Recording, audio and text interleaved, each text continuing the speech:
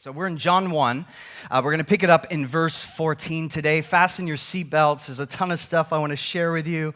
And I hope and pray it just speaks to your heart and is encouraging for you.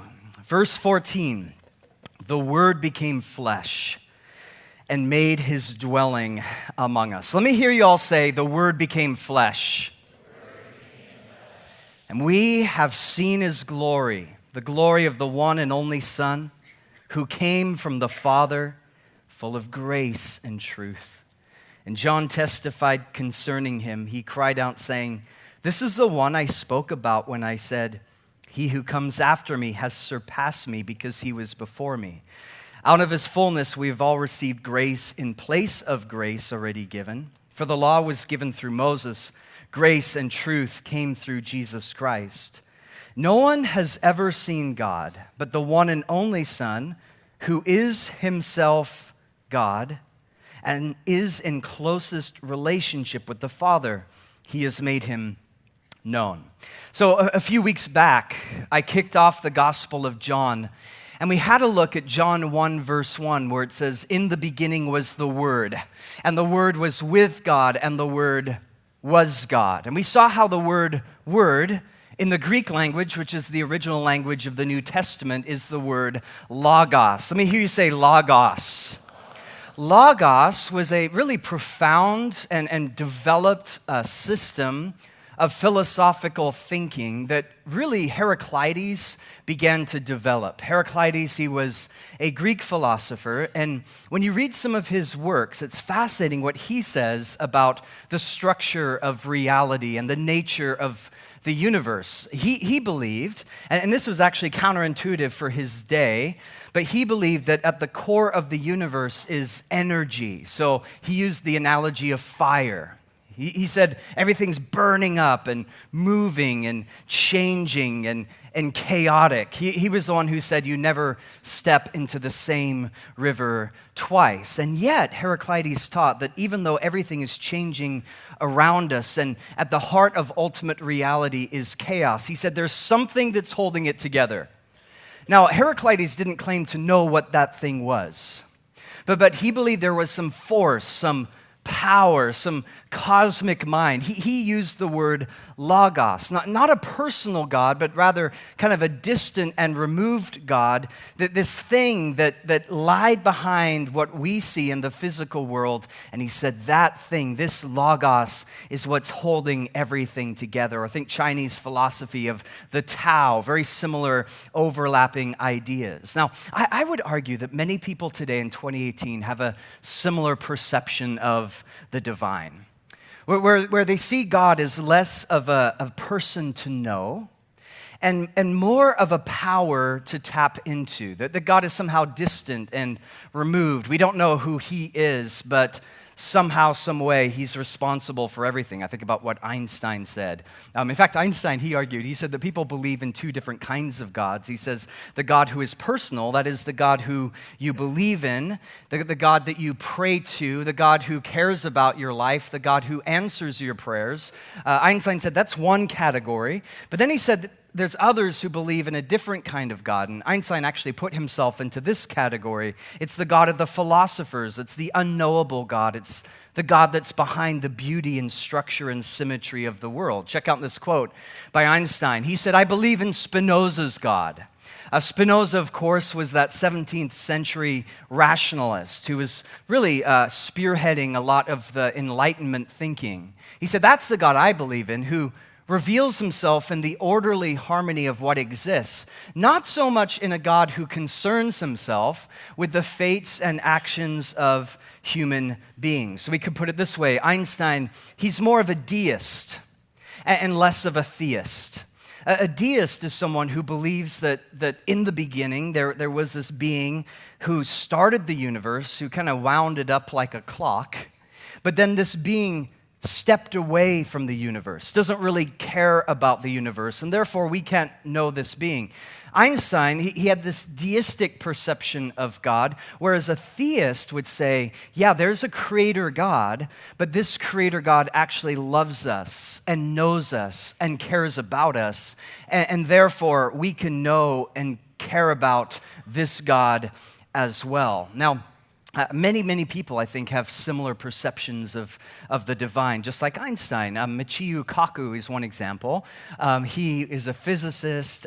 He's an incredible author and thinker. I love his works. But he wouldn't consider himself, I don't think, a theist. He would call himself a deist in the Einsteinian sense. He recently gave a talk. You can look at it online if you want. But he said that the universe is incredibly symmetrical.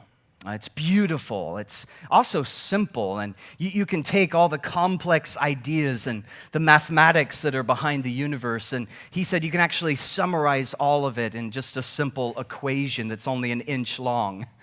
And Michio Kaku, he said, when you look at the laws of physics, when you look at the behavior of subatomic particles, it reflects, his words, quote, the mind of God. Now, what is that mind of God? Who is this God? Well, he would say, we don't really know, but it's out there somewhere.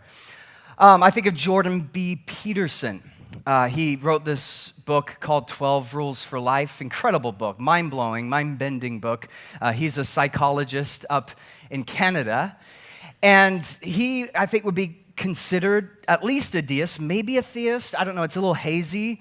But he had a fascinating conversation just in the last couple months with Sam Harris. Now, Sam is pretty clear on where he stands when it comes to issues of God and faith. He's more a hardcore atheist, materialist. And so him and Jordan B. Peterson up in Vancouver, Washington, had this huge debate. Thousands of people were there. You can look it up on YouTube if you want later.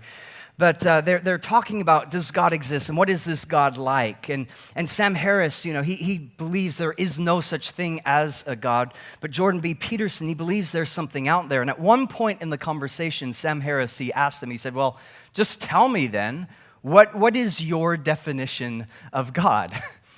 And Jordan B. Peterson, in just his kind of classic, beautiful and yet circular and fascinating psychological way of speaking, he said this. I'll just read to you some of his definition. He said, God is truthful speech that rectifies pathological hierarchies. God confronts the chaos of being and generates habitable order. God is the highest value in the hierarchy of values. God is what calls and what responds to the eternal call to adventure. God is the voice of conscience. And he went on like this for several minutes. And when he was done, Sam Harris is like, well, I could believe in a God like that. That actually sounds pretty cool to me. Now, here's the deal. Whether it's Peterson or Einstein or Michio Kaku or others, they believe in this God that is out there, but they don't know what it's like. Beautiful definitions, compelling language. But when you keep God at a distance, if God is untouchable and unknowable, then in what sense does this God actually engage with the aches and longings of your life? God kind of becomes the equivalent of, I don't know, the Force in Star Wars, right? Where we kind of know it's there, but unless you're Mark Hamill, Luke Skywalker, then we really don't know how to reach it. And it seems, I think this is universal, that deep in our DNA is this awareness that God exists. But for some people, they're trying to keep God at an arm's length. Now, I think this is why, for thousands of years, humans have always built temples. What's a temple? Well, you look in anthropology, even to this day, but especially in the ancient world, a temple is a drive to differentiate between secular and sacred spaces. So a secular space would be the physical domain, right? It's earth and dirt and work and sex and s'mores, like all these things, the world that we inhabit, the world we live in.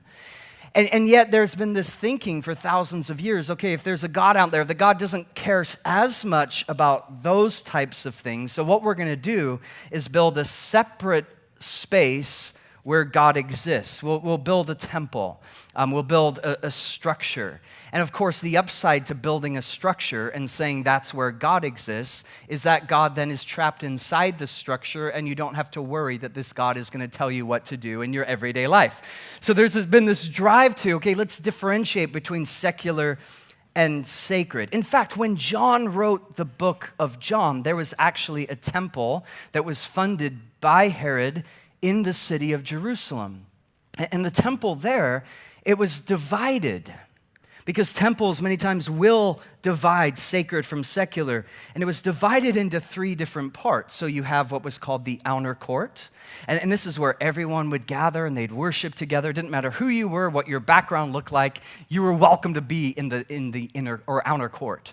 But then you had the inner court. And the inner court was more for the priests. It was for the paid professionals.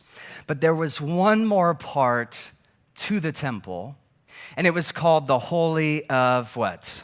Holies. Now, the Holy of Holies, they believe this is where the presence of God was. This is where the glory of God resided. But here's the deal. Because God's glory, God's power, this sacred space is so profound and so otherworldly, we don't have the capacity to experience God in that way. So what they did is they separated the inner court from the Holy of Holies. It says, you can read this in the Old Testament, there was a veil that hung down. And for years I used to think veil in terms of like kind of a sheet that hung down or hippie beads or whatever. But when you read the Old Testament, you find actually, no. It was much more than that. It was this thick curtain, inches thick. It took many, many priests just to hang it up. No one could go into the Holy of Holies. No one could go past the veil, with one exception. There was one guy, once a year, the high priest, on the day of Yom Kippur. He and he alone could go past the veil and experience the presence of God. But because God is so holy and we are not, what that high priest would do in the days leading up to that encounter with God is he would make sacrifices. He would confess his sin, because they believed if you had sin in your life and you go into the presence of God, then you would actually die. And he didn't want to die. And so he's spending all this time confessing. Now you can only imagine how intense that time of confession would be. Have you ever been in those prayer circles, maybe your community group or with a group of people at church or whatever, and then someone says, and it's always kind of awkward, hey, let's have a time of confession, right? And so you're sitting there, and have you noticed that in those prayer groups, the confession is always like so lightweight and so trivial? People are like, oh, sometimes I'm late for work. Okay, that's my big confession. I don't pray as much as I should. Or what's your confession? Oh, yesterday I liked my own Instagram post. Okay, you're like, really? That's what you struggle with? Okay, great. But I guarantee if you were about to go into the presence of God, if you were about to enter the Holy of Holies, your prayers would look nothing like that. Now, you'll be on your knees and there's tears and you're just dredging up everything because, again, this guy didn't want to die. The day came, Yom Kippur, he goes past the veil into the Holy of Holies, but even then, he still wore this special robe that had bells attached to it. So it's so classic. The other priests would be on the other side of the veil, and they're listening because if the bells are ringing, that means the guy's still alive. He's walking around, he's talking, he's praying, he's encountering God. But if suddenly the bells stop and they hear a thud, well, there goes Bob. I guess that's what you get for being a Patriots fan, right? No, I'm kidding. Sort of. So the guy dies. And then what do? Because no one else wants to die. So they actually tied a rope to this guy's ankle. And so they would just pull him out. All right, well, who's next? No one wanted that job. So they believed that there was this presence of God, the glory of God, but it was obscured. It was behind a veil, and to experience this living God, this creator God, this God of all power and all knowledge and all wisdom, well, you got to make sure you're in the right place. Isn't it interesting that we'll come to a space like this because we want to encounter God, we want to meet God, whether it's here at this church or in your own times of worship or seeking God as you open your Bibles first thing in the morning. We'll come into a place to encounter the Holy of Holies. We'll come into a place to experience God's goodness and presence, but we don't really care. We take it so lightly and so trivially, and it's not that big a deal. And yet in the ancient world, they had this sense of wonder. They had this sense of awe, where we get the word awesome. God is here, and I want to make sure I am in the right space. So God was perceived to be behind a veil. God is hidden. God's out there. He's orchestrating the universe, but we don't really know this God in a personal way. So I would argue we see this in anthropology. We see this in some of the structures of ancient temples. We see this for sure in Greek philosophy. Think Heraclitus. But we also see this, and this is worth writing down, by the way, we see this in what is called Gnosticism. Now, Gnosticism comes from a word gnosis in the Greek, which means to know, where we get the word knowledge from. And what Gnosticism taught is that, and this is huge in John's day, by the way. We'll be talking about this at different points as we go through the Gospel of John.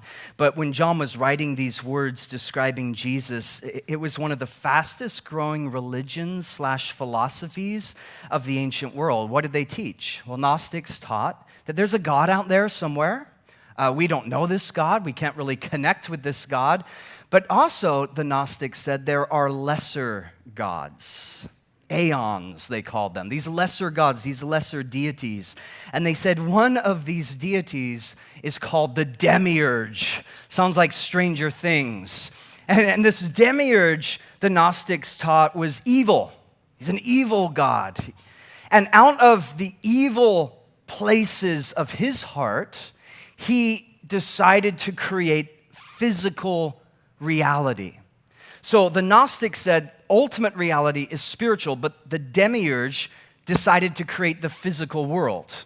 And so he made the world in which we inhabit, blood and soil and human bodies. Now, this is basically dualism, because what Gnostics taught is that the spiritual is good. If something's spiritual, it's good, but if something is physical, including, by the way, your own physical body, they said it's evil. Anything physical, matter, your body, it's wrong. It's opposed to God. Thus, the only way they taught that you could know the divine, the only way you could obtain enlightenment, was by renouncing the physical, moving past the physical, and beginning to tap into the spiritual. Now, what did that look like practically? I think for some people, and you see this for sure in the first 3-4 centuries. Sadly, part of this began to creep into certain sectors of the church, but for some it meant asceticism, where what they would do is say, well, if my physical body is evil, if it doesn't matter, then I need to beat my body, I need to harm my body, I need to hurt my body, I need to starve my body, because if I do that, then maybe I could obtain this enlightenment, moving past it, transcending it, and maybe I'll reach this blissful place. Once I conquer pain, I can experience God. I think of Simon Stylites, interesting name.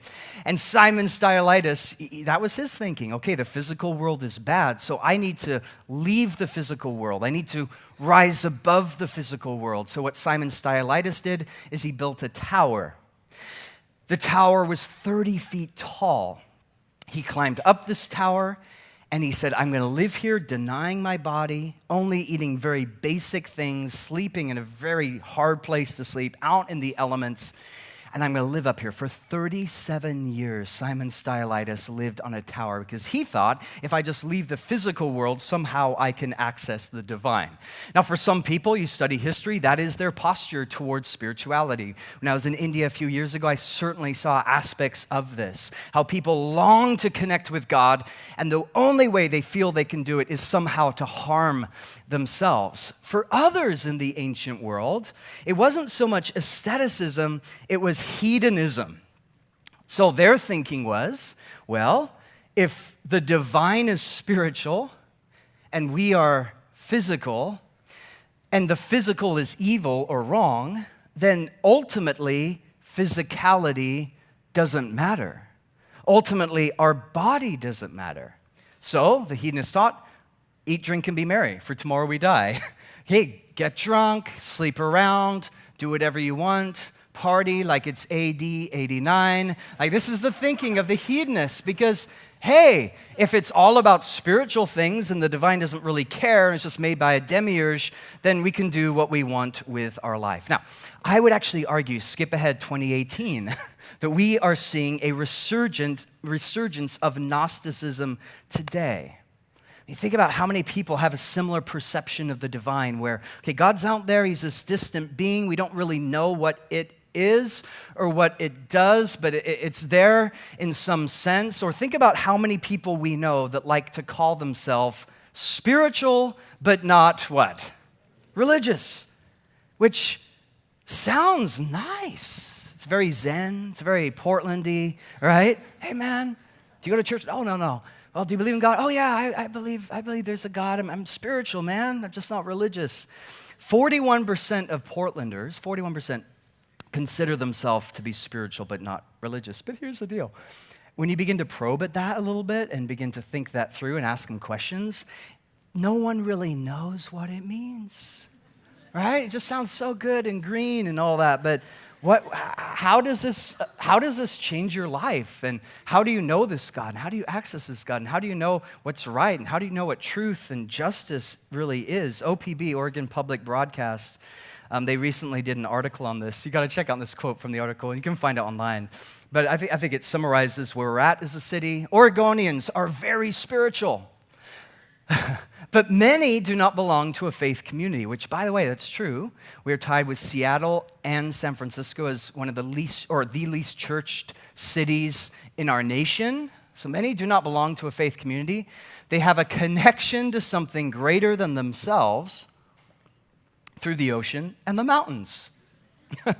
You know within your inner core that there is something important here, and it guides your life at a certain level. Now, before I beat up on this, let me just say that first of all, this is actually a huge missional opportunity for us. Wasn't it Leonard Cohen who said there's a crack in everything, that's how the light gets in? And I think this really gets at the crack of secularism, what we see in our own city, because people can look on the outside at a city like ours and think, oh, it's just so dark and no one cares about God. Well, I wouldn't necessarily say that. It's funny, at this pastor's conference, hundreds of pastors there, every guy I met virtually, they're like, so you're from Portland, man, I'm praying for you, right? That was their response. It was so funny.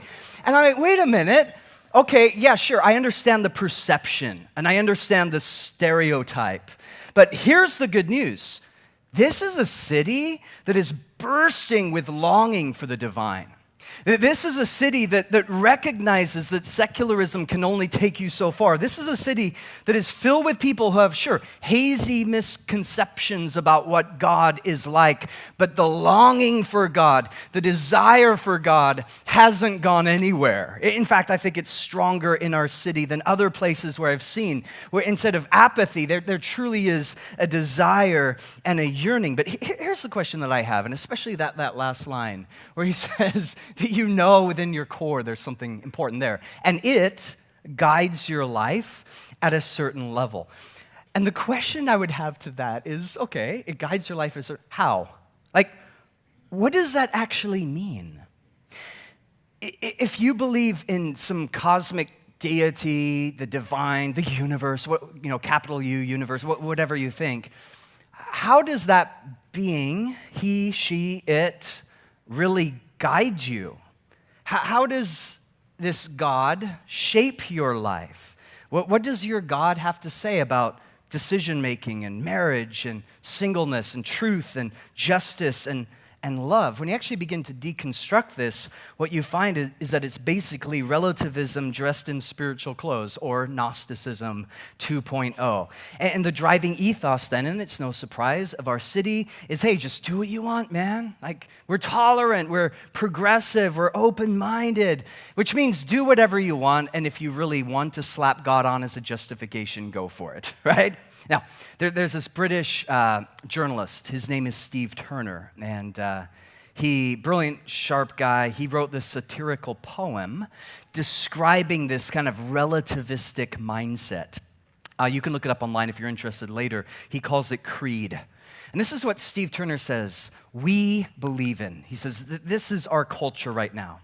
We believe in Marx, Freud, and Darwin. We believe everything is okay, as long as you don't hurt anyone, to the best of your definition of hurt and to the best of your knowledge. We believe in sex before, during, and after marriage. We believe in the therapy of sin. We believe that adultery is fun. We believe that taboos are taboo. We believe that everything's getting better despite evidence to the contrary. The evidence must be investigated, and you can prove anything with evidence.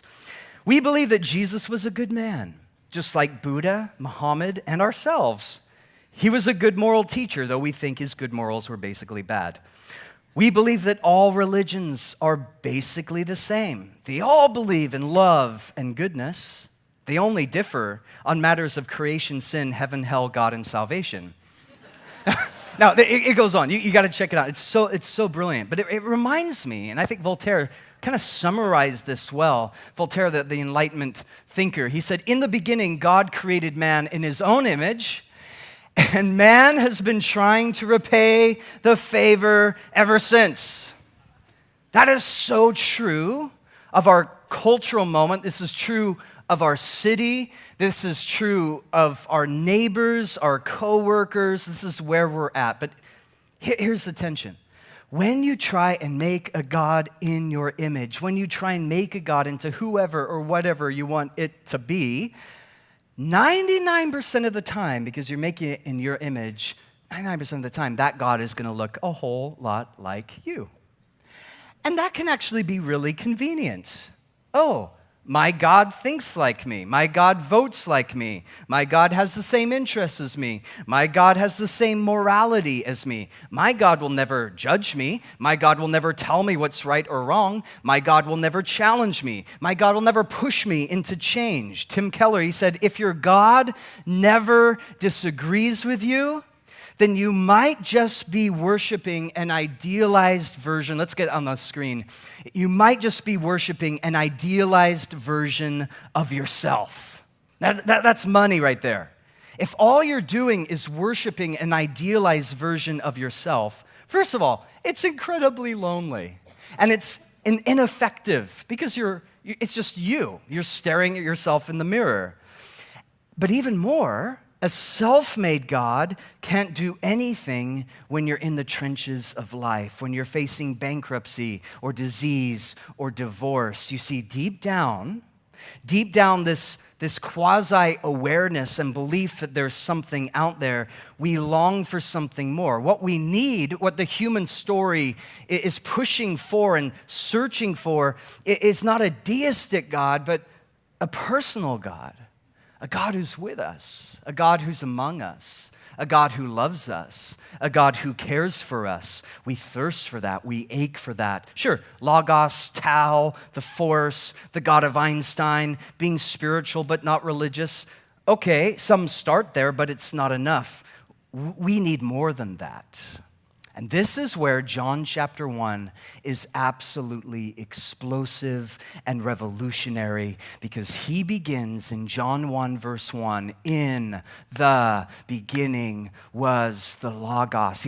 John starts there, which, by the way, is a great starting point when we're sharing with people who have hazy conceptions about who the divine is. Okay, you believe in something. You believe that there's some reality out there. You believe there's some cosmic mind that's holding it all together. Heraclitus, Logos. John says, okay, we can start at this point, but then he takes it a whole level deeper.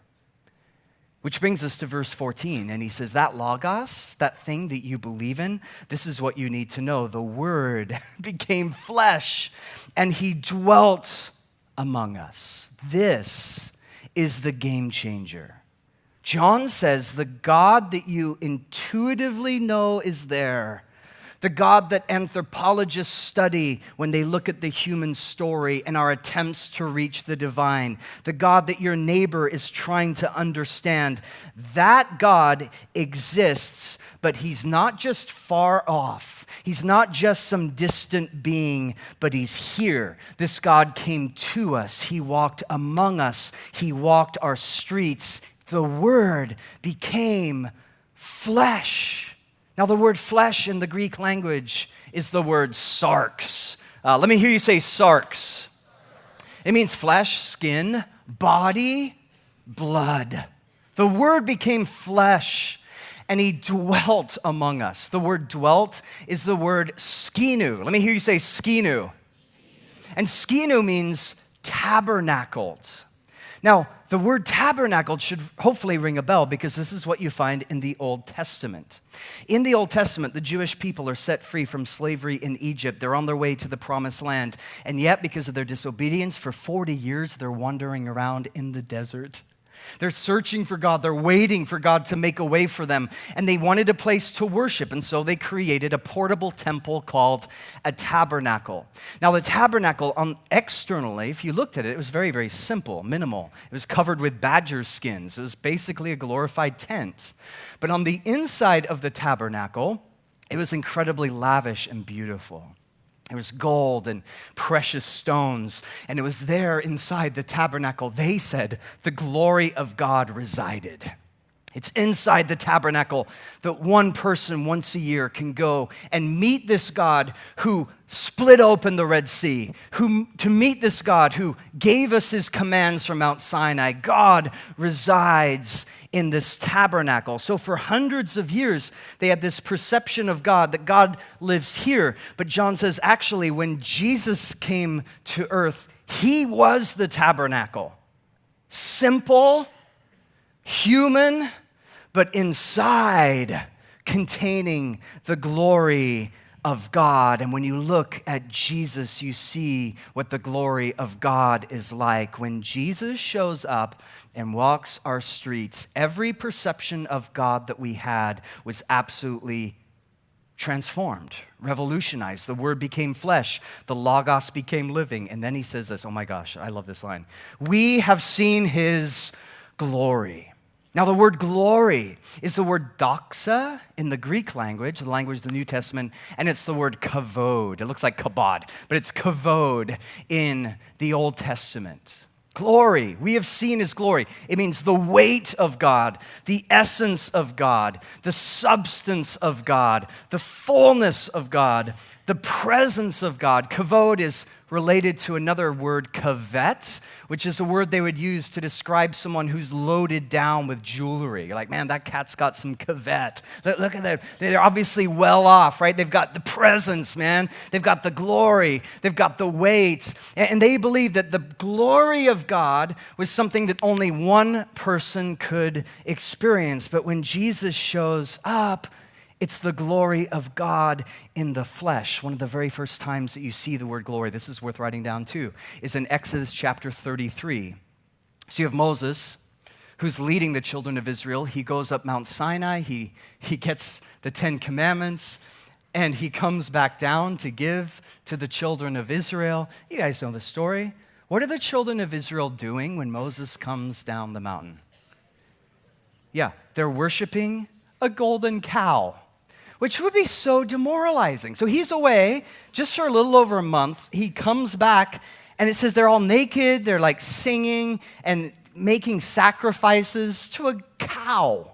Like, I can only imagine how demoralizing that would be to pastor that congregation. I was gone last Sunday in California. If I came back this week and Keithan had set up a golden cow and you're all like dancing around it, I'd be like, okay, time to move on, right? Like, it's utterly like horrific humor there. But like, wow, poor Moses. He's like trying to shepherd this congregation. He's trying to lead them to the promised land. And yet here they are. So what does Moses do? He's like, I'm going back up the mountain. I actually prefer the mountain to this. So he gets up on the mountain. His heart is heavy. He's overwhelmed. He's discouraged. And he prays something. Oh, write this down. Exodus 33, verse 18. God, show me your glory. Let me hear you say, show me your glory. God, thank you for the commandments. Thank you for your word written in stone. But what I'm really longing for is your glory, God. What I really need is more of you, God. What I'm really longing for, the aches and loneliness of my heart, is I want you. Give me the kavod. Give me your presence. I want to experience you. It's Blaise Pascal. It's that this void that's in our heart, he said, that can only be filled with God alone. Show me your glory. It's the same thing that David said in the book of Psalms, Psalm 90, verse 16. He said, let us, your servants, see you work again. Let our children see your what? Your glory. Man, I think if there's one prayer, one poem that summarizes the human story, it's that. Show us your glory. We believe you're there. We know that you exist, right? It's what Einstein spoke of. There's something out there. It's what the physicists understand, the God of the philosophers. We see harmony and structure to the universe, and the more we learn about the universe, whether it's through the telescope or the microscope, we see the fingerprints of the divine everywhere, and that's great, but God, we want something more. Show us your glory. Show us your glory. Tolkien, he said, we all long for Eden, and we are constantly glimpsing it. Our whole nature is soaked with the sense of exile. That is the crack where the light gets in. Because people in our city, whether they can articulate it or not, they feel that. Their deepest yearning, the poetry and ache of their heart is, God, show us your glory. The people that you work with that seem so jaded and cynical, and you're like, there's no way they're ever going to come to church, let alone believe in God. And yet the deep cry of their heart, whether they can articulate it or not, is, God, show me your glory, your son that you've given up on because he's walked away from God and he's not interested in God and he's forging his own path and making horrific mistakes, and your heart's broken by that. But the deepest truth about him is this longing that David and Moses said, God, show us your glory. Your roommate that you've been trying to share with, that you've been praying for, and yet you can see the destructive path they're on. The truest thing about them is, God, show me your glory. Other religions, I would even argue, where we look at their sacrifices and their attempts to connect with God through temple and ritual. And we look at that, and there's one way of looking at it like, oh, they're so lost. But I think deep down, it's this ache, it's this longing. God, show us your glory. Politicians, athletes, celebrities, songwriters, homeless people, the poor, those pushed to the margins, the depressed, the lonely, the discouraged. It's the same prayer. God, show us your glory. And every one of us today in this room, every one of us, what you long for more than anything else is not a bigger paycheck or a better spouse or your dream job. The truest thing about you, the greatest ache of your heart is, God, show me your glory. In a single prayer, Moses brings together 1 billion human longings. Show me your glory. And what does God say? Well, again, you can go to Exodus chapter 33, and it's so interesting, this conversation that they have. Moses prays that, and then what does God say? Well, Moses, un problema. Moses was Spanish, evidently. Moses, you want to see my glory? Here's the problem. If you see my glory, you're going to die. No one can see my glory and live. Moses, your heart would stop beating on the spot. Your physical body just couldn't handle it. If I just showed up and appeared to you, that would be the end of Moses, ex-Moses. And I don't want that to happen to you because I've got a plan for you. So I'll tell you what I'll do is I'll show you a glimpse. I'll give you a taste of my glory. Hide behind the rock. I'll kind of cover you with my hand. I'll pass by. And Moses that day got the tiniest sliver of the glory of God, and it changed him. But this is fascinating. Moses had this yearning for God, the glory, the kavod, but the chasm between his humanness and frailness was too great. And doesn't this get at the core of the human dilemma? We long for God, we seek God, we desire God, but we don't know how to access this God. We don't know what this God looks like. It's like the little girl who, someone told me this a couple years ago. I think it was their daughter, and she's sitting at a table, 5 years old, and she's drawing this picture. And her dad comes up to her and he's like, sweetie, what are you drawing? And she looks up at him and she says, Daddy, I'm drawing a picture of God. And the dad, he looks at her, he's like, well, that's cute, but no one really knows what God looks like. You can try, but we're really kind of hazy on what that would actually look like on a piece of paper. And she was kind of offended by that. 5 years old, and she looks at him, puts her hands on her hips, and she's like, well, Dad, they will know what God looks like when I'm done with this. And you see, that's the good news, because John is saying, sure, there's hazy perceptions. Sure, there's misunderstandings. Sure, there's a deep yearning in us. We long for Eden, Tolkien. And yet, through Jesus, we've actually seen what this God looks like. The Word became flesh and dwelt among us. And what's the very next thing he says? We have seen his what? The glory? Are you kidding me, John? The kavod, what Moses was screaming out to see when he was on the mountain, what David wrote about in the book of Psalms, what the priests in the tabernacle were trying to access, what people in our city are searching for, what other religions are striving for, what Einstein and Sam Harris and your spiritual but not religious neighbor ache for. The glory of God has come to us, and his name is Jesus. Jesus is the glory of God. Jesus is the God who comes down the mountain. Christianity is not about get up the mountain, do a better job. Maybe if you're holy enough, you can experience my kavod. No, Jesus is the God who comes down the mountains, who walked our streets, who tasted our pain, who knows what it's like to be hungry and thirsty and rejected and alone, who experienced racism and injustice. This is the God who has come to us. And this God, when he came to us, he didn't come to judge us or condemn us, but to love us and to heal us and to show us what this God is like. We have seen his glory. And what is his glory? He is full of grace and truth. That is the message that we get to share to the people in our lives that have confusion and misplaced ideas about who God is, to a city that's lonely and aching and seeking the glory in all the wrong places. We get to show what the glory is like. We get to bring near the God they seek.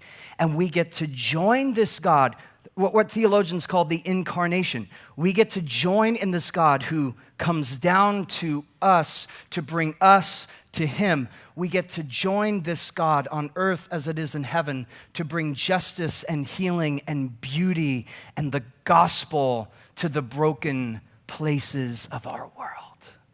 You know, C.S. Lewis, he masterfully put it this way. He said, in the Christian story, God descends to reascend. He comes down to the very roots and seabed of the nature he has created. But he goes down to come up again and bring the whole ruined world up with him. The Word became flesh and dwelt among us. Now, I know what some of you are thinking. You're like, okay, maybe that's interesting, maybe not. Something to underline, something to think through. But what does that actually mean for my singleness? What does this actually mean for my 9 to 5? How does this practically engage with my life? How does it affect my finances and my marriage and the decisions I have to make? What does this actually mean street level? And that's such a good question. And I'm so glad you asked it. But for the answer, you're going to have to come back next week as we look at part 2.